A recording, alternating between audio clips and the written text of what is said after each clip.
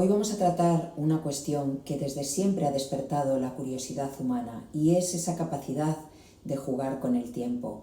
Pero para ello vamos a acercarnos primero a una película de culto que a mediados de los años 80 capturó la imaginación de millones de personas. Se llamaba Highlander, en nuestro idioma Los Inmortales.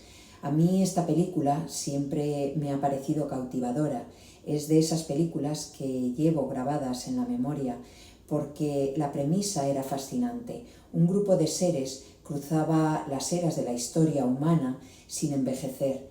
Cambiaban de ropajes, adoptaban las tecnologías de cada siglo, aprendían nuevos idiomas y veían morir civilizaciones enteras mientras ellos permanecían inmutables, camuflados entre los mortales, observando el devenir del mundo desde las sombras. Los seres humanos siempre hemos tenido una obsesión casi mística con la inmortalidad.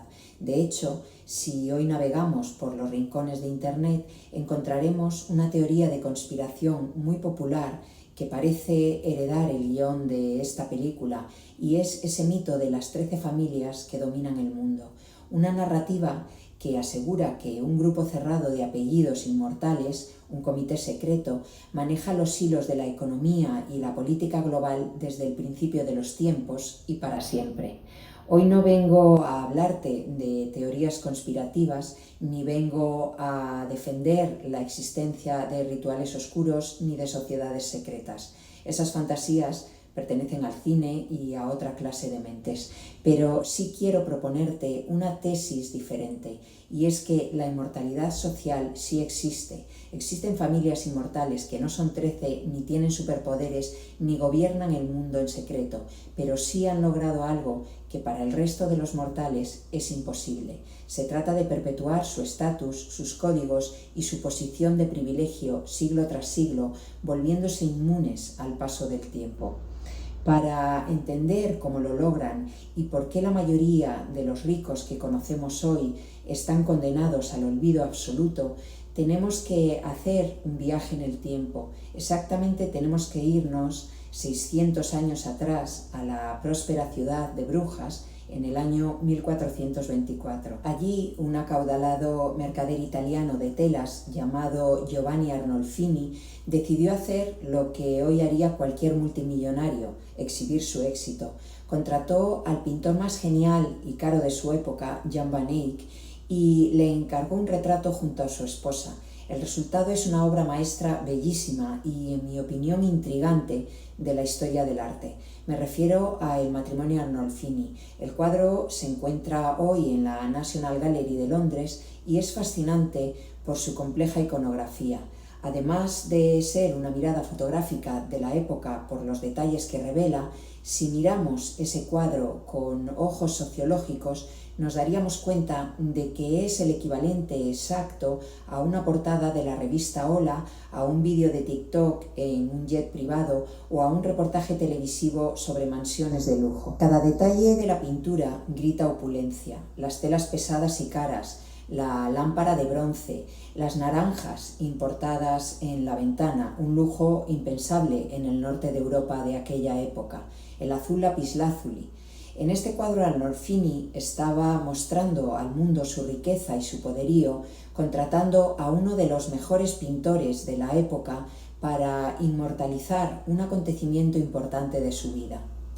Pero hagámonos hoy esta pregunta clave: ¿dónde están los Arnolfini? ¿Dónde está su banco, su fortuna, su descendencia? Simplemente desaparecieron, se esfumaron en el colador gigante de la historia. De aquel despliegue inmenso de riqueza solo nos queda un trozo de madera pintado en un museo.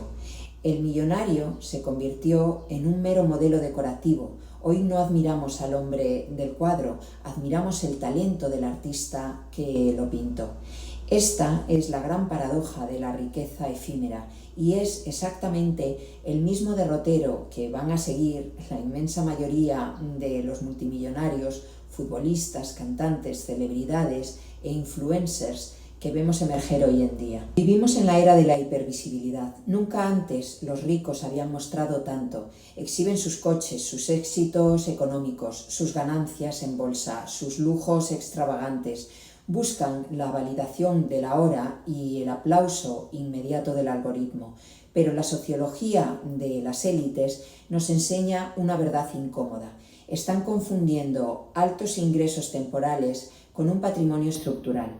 El dinero nuevo es ruidoso, gasta a la velocidad a la que ingresa y está indexando al ego. Y el ego es lo primero que devora el tiempo. Estadísticamente, el 70% de las nuevas fortunas desaparecerán en la segunda generación y el 90% se habrá esfumado por completo en la tercera. Dentro de 3 siglos, de todas estas figuras hipervisibles que hoy están en nuestras pantallas, no quedará absolutamente nada. Serán, en el mejor de los casos, un archivo digital polvoriento que los sociólogos del futuro analizarán para entender la estética del consumo de nuestra época, como hacemos ahora con el cuadro que mencionaba del matrimonio Arnolfini. Sus descendientes habrán vuelto a las casillas de salida. Entonces, según todo esto, ¿cómo hacen los verdaderos inmortales? Porque a verlos los hay.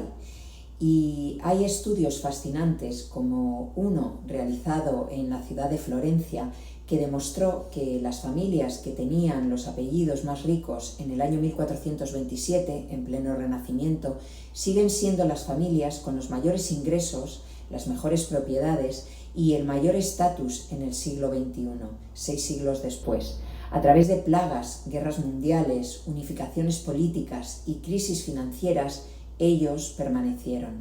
Así que, ¿cuál es su secreto? ¿Por qué ellos sí son inmortales? Porque entendieron que la verdadera inmortalidad no la da el dinero líquido, sino el capital cultural y la estructura. El dinero es efímero, el legado cultural es eterno. Estas dinastías longevas operan bajo códigos radicalmente opuestos a los que manejan las fortunas de estos ricos efímeros. En primer lugar, practican lo que hoy llamamos stealth wealth o riqueza sigilosa. Saben que la fama es la mayor enemiga del legado. Mientras el nuevo rico busca la luz de los focos, los verdaderos inmortales buscan la penumbra de la discreción. No salen en las portadas ni presumen. Ellos saben que la visibilidad atrae el escrutinio, los impuestos y el resentimiento social. En segundo lugar, entienden que el individuo es mortal, pero la institución familiar puede ser eterna. A un heredero de estas dinastías se le educa desde la cuna con una disciplina férrea. No se le enseña que es el dueño de una fortuna para gastarla en sus caprichos. Se le enseña que es el custodio temporal de una antorcha que debe entregar intacta o mejorada a la siguiente generación. Hay un manual invisible de instrucciones, educación financiera severa, redes de contactos cerrados en universidades de élite y, por encima de todo, el sentido del deber hacia el apellido. Si un miembro de la familia sale defectuoso o irresponsable, la estructura jurídica de la familia, los fideicomisos y los asesores, lo aparta discretamente para preservar el patrimonio común. Anteponen la supervivencia del grupo al ego individual. El mundo actual nos vende una ilusión óptica, nos hace creer que el poder y el éxito consisten en el destello, hacer mucho ruido, brillar con fuerza durante un instante y deslumbrar a los espectadores en el presente. Pero un minuto después de ese destello solo queda humo y oscuridad. Eso fue Arnolfini y esos serán la mayoría de los magnates mediáticos de hoy. Los verdaderos inmortales de nuestra historia no son un mito de la conspiración de 13 familias con túnicas decidiendo el destino del planeta en una habitación cerrada. Son algo mucho más real y en cierta forma más admirable. Son personas que aprendieron a colonizar el futuro a través de la disciplina, la discreción y los valores compartidos. Entendieron que para que nada cambie en su posición, debían estar dispuestos a cambiar ellos mismos, adaptándose a cada época, pero manteniendo intactos sus códigos internos. El tiempo es un juez implacable que todo lo nivela. Ante su paso, el dinero se evapora, los imperios comerciales caen y el ruido de la fama se apaga. Al final, la única inmortalidad que el ser humano puede acariciar en esta tierra no se compra con millones.